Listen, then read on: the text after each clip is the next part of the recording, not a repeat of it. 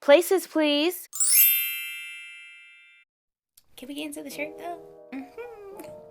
Hey everyone, welcome back to my channel. My name is Kuyade Nori, your favorite virtual castmate, and today we are going to be having a conversation about HBCUs and BFA programs. But before we hop into the conversation, if you haven't joined the cast already, make sure that you click the red subscribe button and the bell notification so that you know whenever I upload a video, and add me on Instagram because that's where I'll be sharing the tea on my journey to Broadway. We are so close to 100 subscribers and I'm so happy because we've expanded the family so much, and I'm so appreciative of every single person who has engaged with me from the time that I have revamped my channel last year until now. Alright, so now into the video. What is an HBCU? So an HBCU is a historically black college or university that opened up before 1964. Before the Civil Rights Act was passed in 1964, black students were not allowed to be educated in the same spaces as white people. One of the reasons why I wanted to bring up this conversation was so that we can start to put some respect on some of these HBCUs who've produced some of the top entertainers of today. There are so many black entertainers who have come from HBCUs, and I think that it's very important that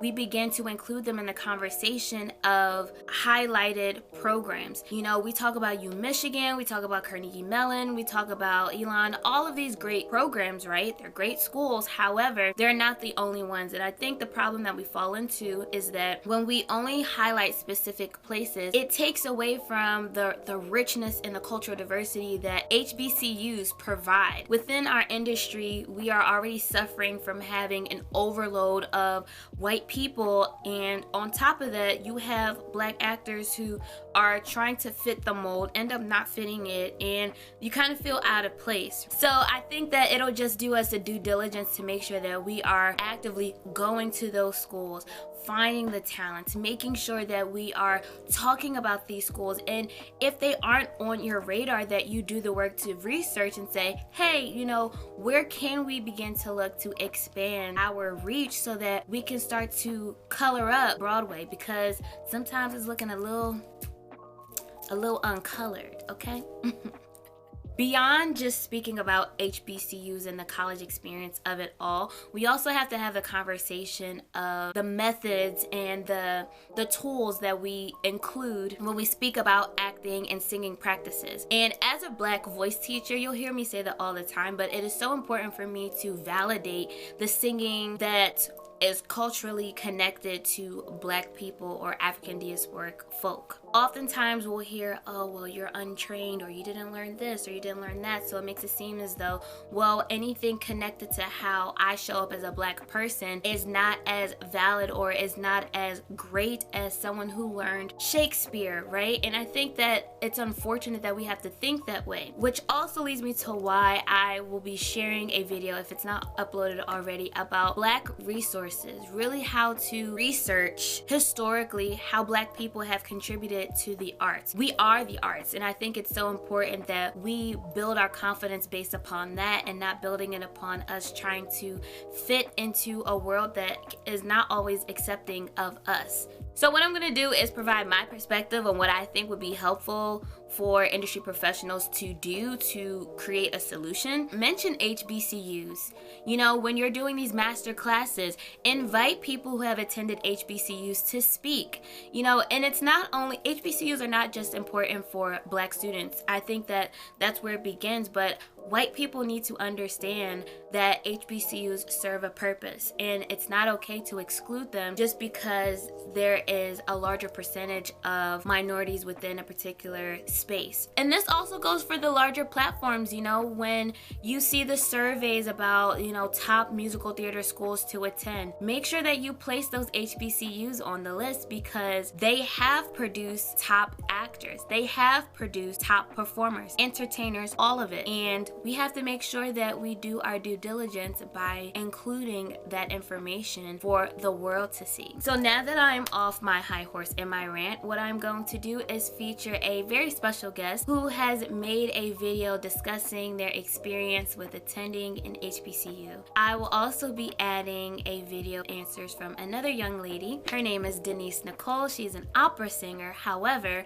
I wanted to include her experience because I feel like she is a black performer. I will be putting the links of my guest information in the description box, and I will also put it in the screen as well, so you may add them and follow them on their social media platforms as well. I hope that you enjoyed this video and you stay tuned. Hello, my name is Denise Battle, and I'm going to give a brief summary, share my experience in a short snippet at Norfolk State University and how it has shaped me into the artist that I am today. The reason why I chose Norfolk State University, initially I want to say Norfolk State chose me, because I had my eyes set on Virginia Commonwealth University, aka VCU. I just wanted to be in a well-known program for musical theater. That's at least what I thought I wanted to get into initially, was musical theater in college. And my SAT score, unfortunately, in my math section was not so good. So I wasn't accepted into VCU, and it was another school I applied to. I can't recall at the time. But no one had informed me of the reason being behind that, of me not being chosen to go to the school. No one except for Norfolk State University. Behold the green and gold. I had went to an orientation, and at the time my mindset towards Norfolk State was not good. Being from Portsmouth, Virginia, or the Hampton Roads area, Norfolk State is a local university, and it was said to me from some peers, well, don't go to Norfolk State because it's ghetto, it's too many black people, you won't get picked for certain programs after you graduate school because you went to the ghetto school. You know, just all of these misconceptions and myths about Norfolk State University. When in actuality, my grandmother, her brother, my great uncle, and my great aunt went there. My extended cousins, on both sides of my family, attended Norfolk State University. So it was in my bloodline. I couldn't deny it. After taking remedial math tutoring and retaking the SAT, I passed to the point where I was able to attend Norfolk State. I got accepted on a full ride, and it wasn't a full ride as in one main scholarship. I had different funding at various places, and I was also placed on a choir scholarship with the Norfolk State University Concert Choir, where I was under Dr. Carl Hayward and Professor Terry Butler. Wonderful, wonderful masters and teachers of chorus music and just overall awesome musicians. So I was blessed to be in their tutelage. The existing myths that I would dispel about Norfolk State University is that it's not ghetto.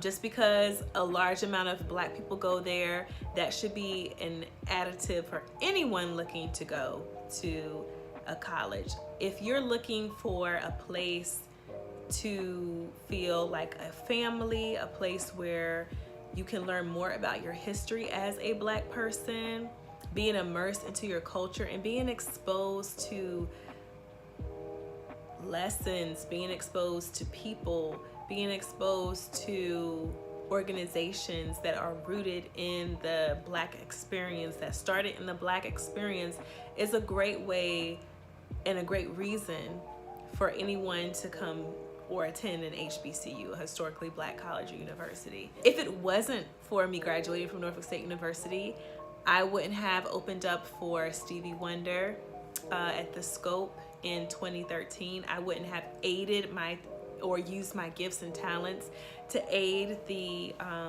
campaign for the second re-election of past President Barack Obama in Norfolk, Virginia, all because of one person that I met for a rehearsal at the graduation ceremony. After graduation with my undergraduate, I felt prepared in a sense of getting my foundation in sight reading, and understanding why I sing, my musicianship as far as just preparing music, performing. I think if anything, the biggest advantage or the biggest nugget that I took from being at Norfolk State, being a music student, was performance ready, like just being prepared when it comes to a performance. Hello, my name is Tyler Tate, and I went to Alabama State University. I got my BA there in theater and performing arts, and I'm going to talk a little bit about my experience. Why did I choose my HBCU?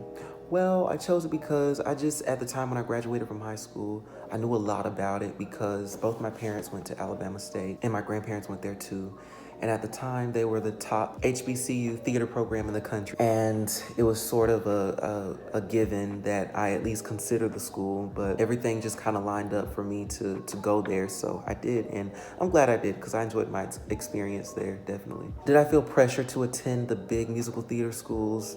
Absolutely, I did, but not necessarily to attend, but I definitely felt the pressure to at least try to get into one. Because, you know, those schools are oftentimes marketed as like the big dreamer schools where it's like the chances of getting in are slim to none. But I always felt like I wanted to at least be able to say I tried. So I auditioned for some of those schools. I auditioned for NYU twice.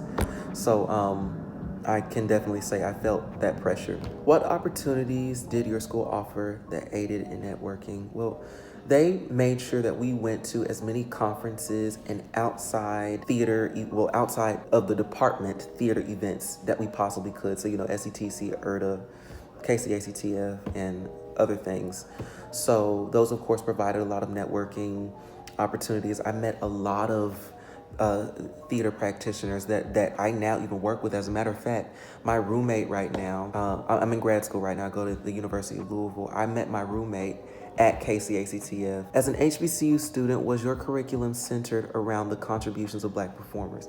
Yes. I have to say that most of the shows and the works that we looked at, specifically shows, were Black shows. Now, when it came to acting methods and practice, of course, we did look at the Stanislavski and Uta Hagen and Stella Adler. I do think there was a significant presence of Black voice in the show arena, but then when it came to like methods, it wasn't very much so Black. Although we did practice what's called the method of being, which was founded by an actor that went by the name of Frank Silvera. And he was a Black man who did a lot of film work. And he was one of the main people that we sort of referred to and sort of came back to. His work was like a home base for us in our practice. What do you wish your program included while you were in school? So I wish my program would have reminded the students that although they're teaching these different acting methods, at the end of the day, what you actually do is still your method, because every method is different on every human body that practices that thing.